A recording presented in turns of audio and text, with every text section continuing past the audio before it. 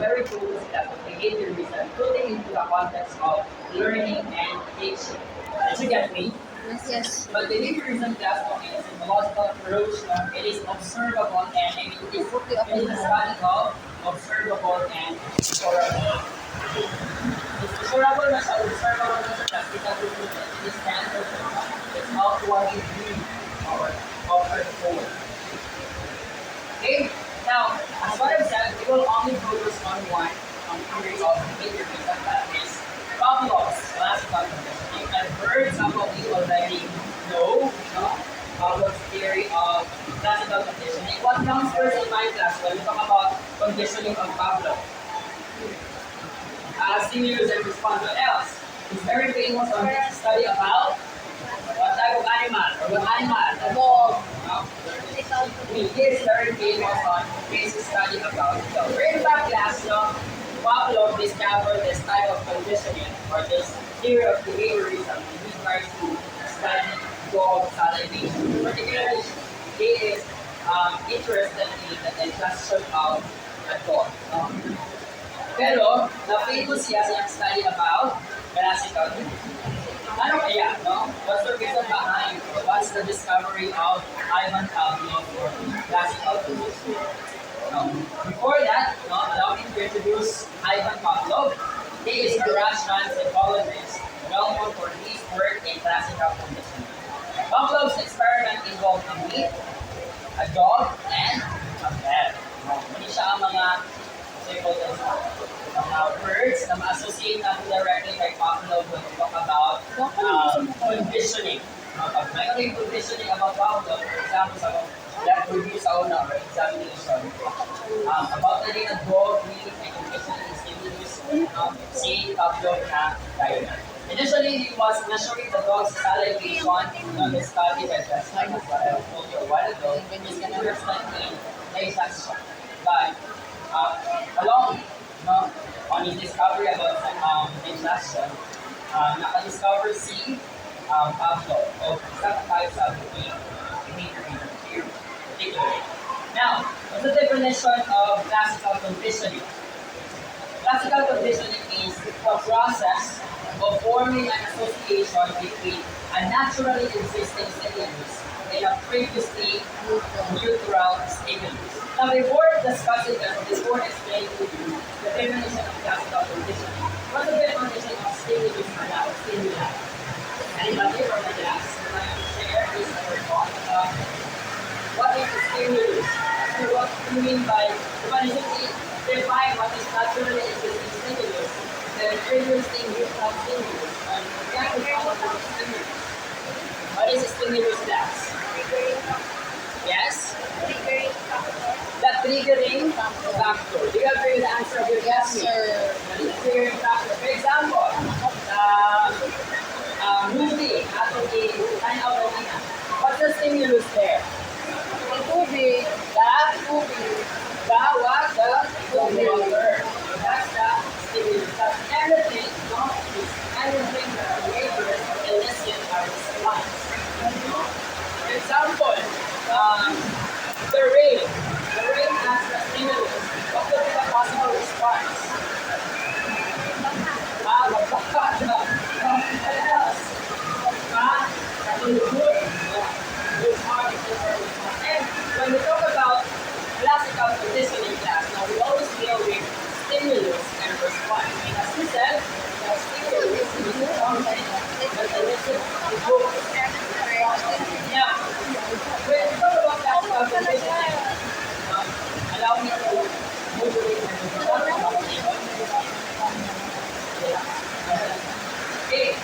Classical conditioning class is the process of forming an association between naturally existing stimulus. What I mean by naturally existing stimulus? Are you familiar with USR and CR on classical conditioning? Available to discuss na yung mga pwede sa inyo. Alright? If you're reason, like a teacher ka, I know that, so, when we talk about naturally existing stimulus and previously without stimulus, so it is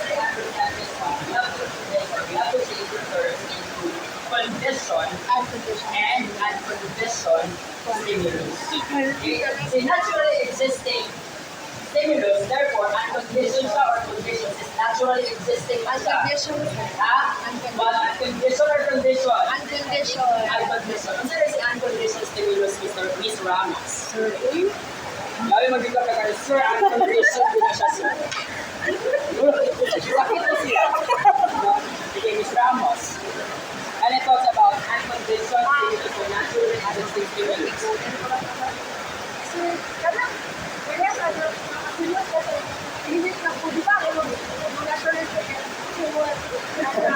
so, first time, Dapat ikaw rin ka nakabulot kanina. sa imong body, automatic siya. Okay. The term there is automatically it will elicit a response without what further thinking or analyzing something. So kanis na mga naturally existing stimulus ka para sa akin ni Miss Ramos, ang mga sinunod na stimulus na certain reaction na elicit din sa mga naturally nagpupulit ka. Wala na yung condition in environment para muluwas ka siyang expression ng so that's one naturally existing stimulus. Now, when we talk about previously utilized stimulus, it means to say this is what? A conditioned stimulus. Now, sa conditioned stimulus na, what's the difference or how will you, no? Distinguish the difference between two. Kasi ang condition, alam mo, that it will elicit no, a response immediately or automatically or involuntarily. Now, si unconditioned naman class, si condition naman class, ibig sabihin, what? From the word itself, condition. Kailangan sa mali siya kahit sa stimulus class. Oh, condition man siya, ibig sabihin niya, hello! Ay, ko na very good. Sige. Isa man eh. Makabot rin sa mga Filipino major natin yung mga ano ba, anybody? Yes, move on. And it talks about conditioned stimulus. Like, ang classical conditioning man daw is the association between naturally existing stimulus and previously developed stimulus. Without defining these two terms, it will be impossible for us to come up with the meaning of classical condition. Yes.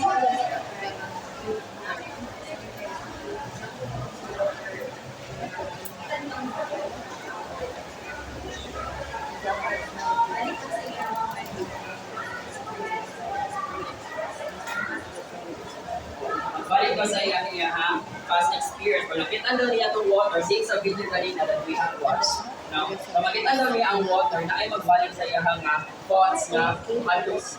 Do you agree with the idea of Google Glass? Are you sure? Oh, kaya ang unconditioned man tayo, mag-elicit na siya din sa response. Si unconditioned stimulus or si conditioned stimulus, mapunta na siya class. It is what? Process pa siya na naman. Sige. Later on, we'll have to discover the meaning or the exact meaning of what is previously utilized stimulus. But in the later part of the discussion, we'll have to travel really the definition of this term. I know that it's somehow vague part at this point, but later on, we have to understand these things. Okay, now what you have to put in mind when you talk about classical conditioning is that this is the association of the previously utilized stimulus or the conditioned stimulus to the unconditioned stimulus. Bali, si unconditioned stimulus kasi associate siya kay si conditioned stimulus or si CS, i-associate siya kay what? Unconditioned stimulus. Bali, muna siya sabay. That's classical conditioning. And later on, the illustration of Pavlov, mas masabta natin siya anong ginatawag siya classical conditioning or tanongin mo na ako kanina. Okay, here are the four components of condition. First is the unconditioned stimulus, the unconditioned response, the conditioned stimulus, and the conditional response. Okay, si unconditioned stimulus, we have discussed a while ago, that is one that unconditionally or naturally or automatically triggers response. Wala na yung conditioning na nakita mo sa iyaha na to elicit a particular response or this behavior or this stimulus when it come out, when it comes out, it triggers immediately a particular response sama sa ginata ng tapos niya. And the unconditioned stimulus, ang pares niya class is the unconditioned response as well. The unconditioned response is the unlearned response that occurs naturally in response to the unconditioned response. For example, class, unconditioned response is kaya makagunit ka o init nga bacteria. So may responding mo na. Diba, withdraw dayon ka. Now, without learning that one, because natin tinatawag na reflex, no? Yung discuss natin na siya. That's one of the example of the unconditioned response. And that is not learned, pero our body, no, exactly withdraw from, or the part of the body that touches the heat surface, exactly withdraw, no, from the heat surface. Without, diba, pag-anak ninyo sa hot surface, withdraw na kung hindi siya. Wala ba, pag-motivate natin sa diba, pag-anak rin sa surface mo, hawa tayo inyong kamot. That is an example of an unconditioned response. That's unlearned response. Of course, naturally, in response to the unconditioned stimulus. Hindi yung unconditioned response. So the unconditioned, for example, the unconditioned stimulus there is the heat surface or the hot surface. And the unconditioned response is your withdrawal, no? Or the withdrawal of your hands, for example, if your hand is going to touch the hot surface. Next is the conditioned stimulus. The conditioned stimulus is previously natural stimulus that after becoming associated with the unconditioned stimulus eventually comes to trigger a conditioned response. So this is still, pwede siya kasi unconditioned stimulus gagawin siya. Yung kanina unconditioned stimulus, they paired of another unconditioned stimulus. Sabi ko po? Yes, sir. For example, naisa ka si A is an unconditioned stimulus. Now, kan is naturally occurring stimulus lang yan siya ng ilang pair na. Kung i-pair na ito siya diri ang class, yung diri become associated with the unconditioned stimulus eventually comes to trigger a conditioned response. No? Na siya pa-create po na conditioned response. Kaya siya, independent iyahang, independent na siya na stimulus na atong gitry o associate sa unconditioned response. Now, pag humana ito associate sa unconditioned response, sige lang, we'll dealing with theories. Later on, we're going to explain the examples. Now, pag-associate natin na siya din sa unconditioned response. No? Na siya ma-create, maka-trigger siya o conditioned response. Hindi na unconditioned response. Ibig sabihin class, basically the logic here is that kung unconditioned ang response, ay ang stimulus, unconditioned po ang response. Na kung condition si stimulus, ibig sabihin condition yun si response. Now, together to have a clear picture of these concepts, we'll go with this classical conditioning theory.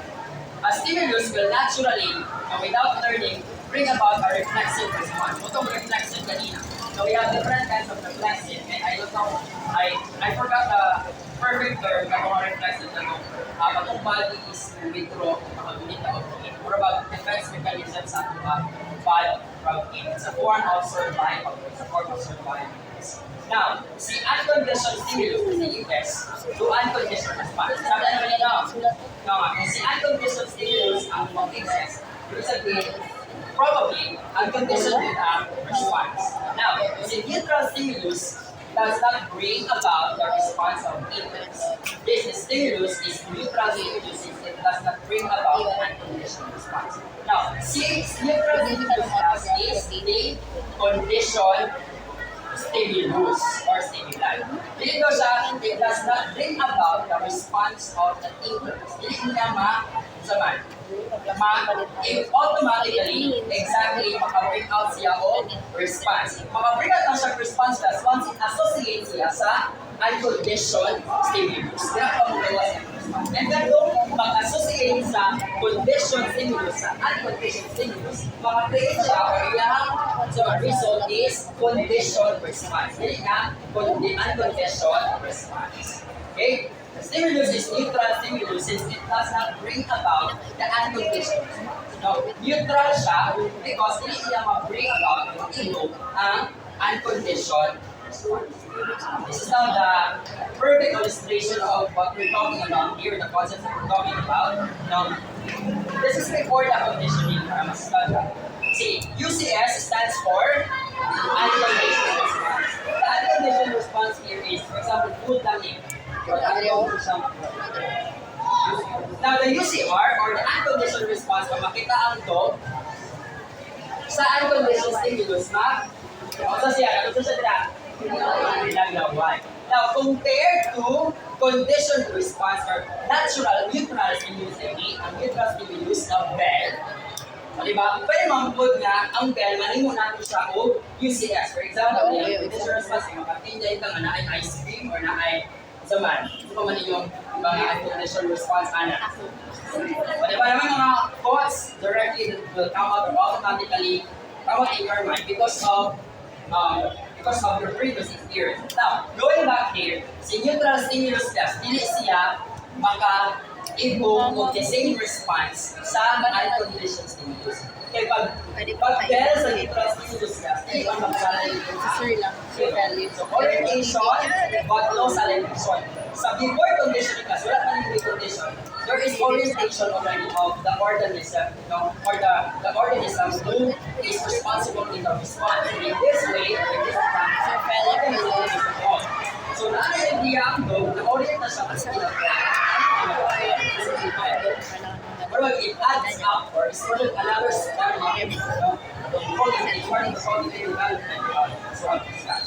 UCS automatically produces UCR. Wala siya ang theory. Next, neutral stimulus does not produce salivation. This is saying that si neutral stimulus is the condition stimulus. Kaya wala man siya nag-evoke o unconditional response. So that's before conditioning, wala pa na conditioning. Next, the neutral stimulus, the sound of the bell is repeatedly paired with the unconditioned or natural stimulus.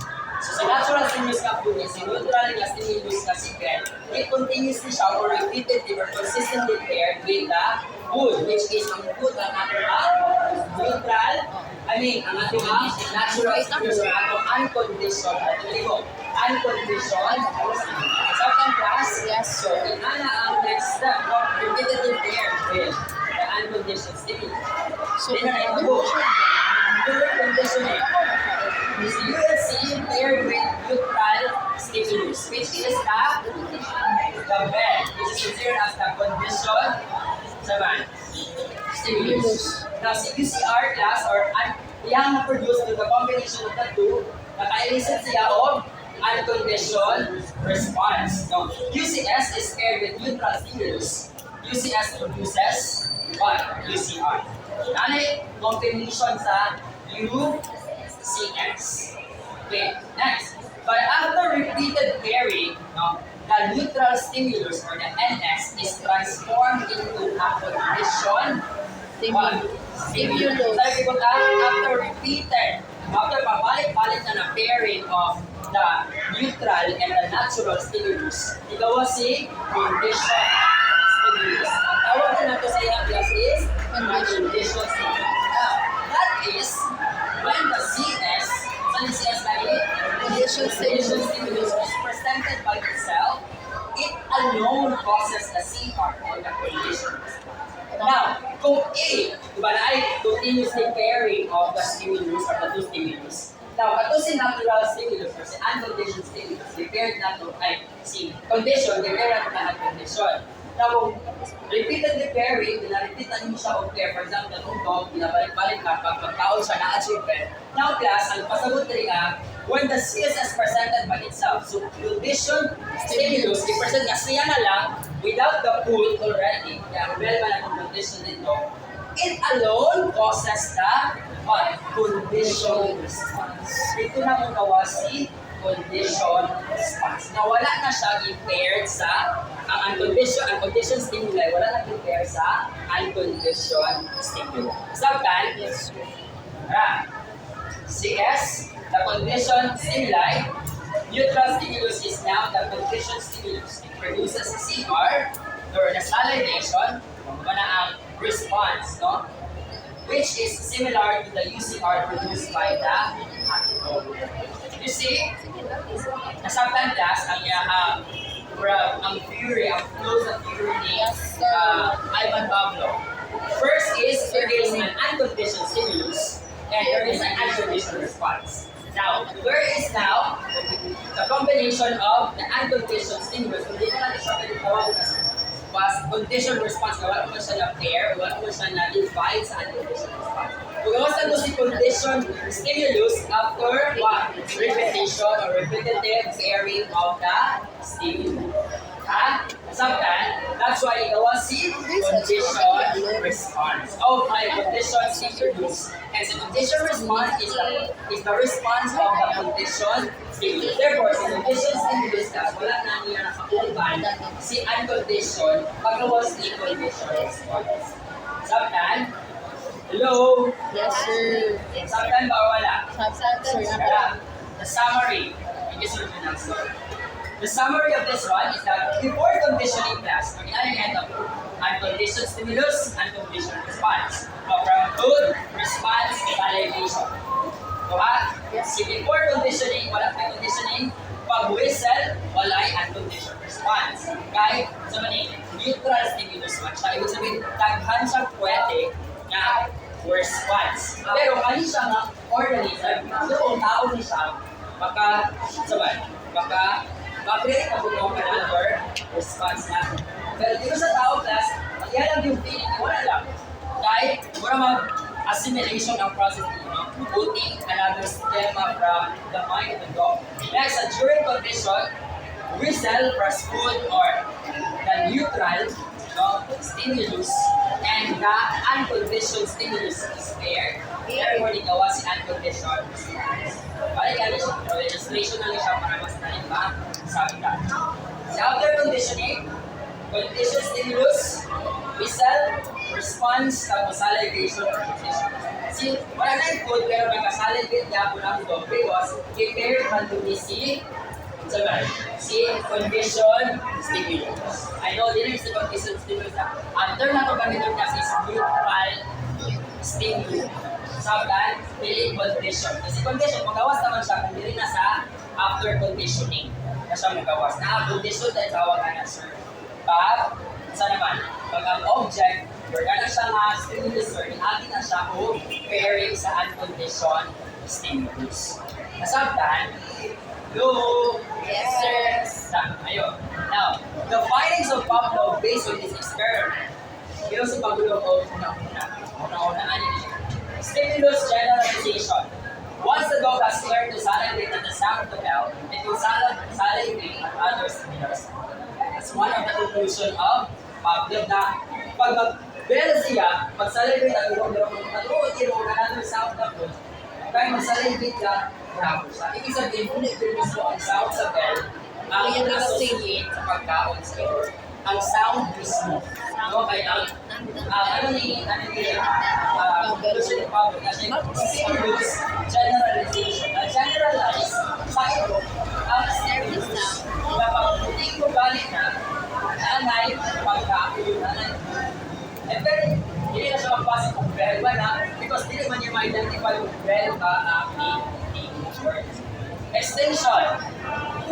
If you stop pairing the bell with a good salivation will eventually cease in response. So now, if you stop pairing bell with a good salivation will eventually cease in response. Pag di na po di mo i-pair ang food plus sa bell, kung yan, mawala na ang response sa iyong magsalivate.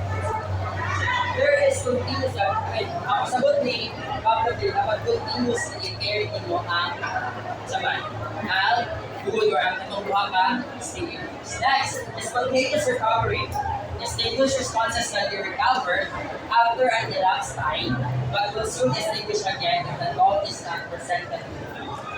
Diba sa mga nila, spontaneous recovery.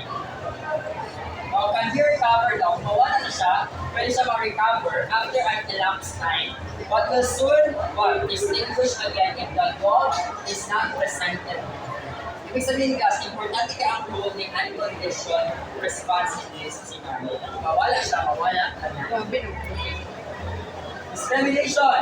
The dog could learn to discriminate between similar bells and discern which bell will result in presentation of good and which would not of good in class and which would not present. So na ako'y maka-discriminate gamit na maka-discriminate in sa class na depende rin sa organism na nag-receive sa stimuli.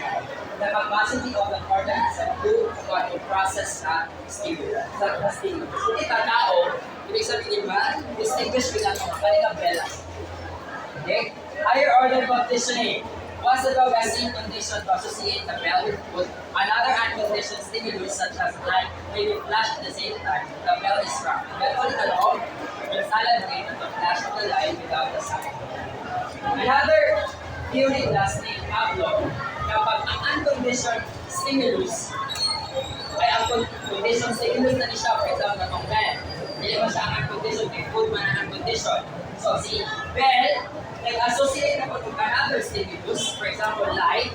Now, si dog na magpapakita siya light, ang tuon na po siya nangyaan food. That's what we call a higher order conditioning. Add up na po another one, stimulus. So the condition stimulus give us higher order condition. Now, what the implications of the teaching and learning? Why do we have to study this? Kasi kita naman sa psychologists. No? Tagdari, classical condition explain how people associate with stimuli in their minds and react to one of them as thought in class. Okay. But the very basic conclusion that we can conclude why we have to discuss this is that in a class or a teaching and learning process, we as the teachers are the source of the stimuli in the class. Now what we have to do with this stimuli in the class is that we have to be very careful that the stimuli is catered by our students correctly. Because that's the possible responses on the stimuli that we're given to them. Your emotions, the words that you use, the way you speak, the way you look at them, these are possible stimuli in the classroom. What's the implication of this? Classical conditioning to teaching the learning process is that we have to be very careful in the class. We have to be be careful in what? In operating. I think we don't have enough time. So that ends our meeting this afternoon class. Next meeting, we'll have to discuss another behavior by Pablo and Agustin. Okay? So that's our meeting. Goodbye, everyone. Goodbye and thank you, sir. Tired?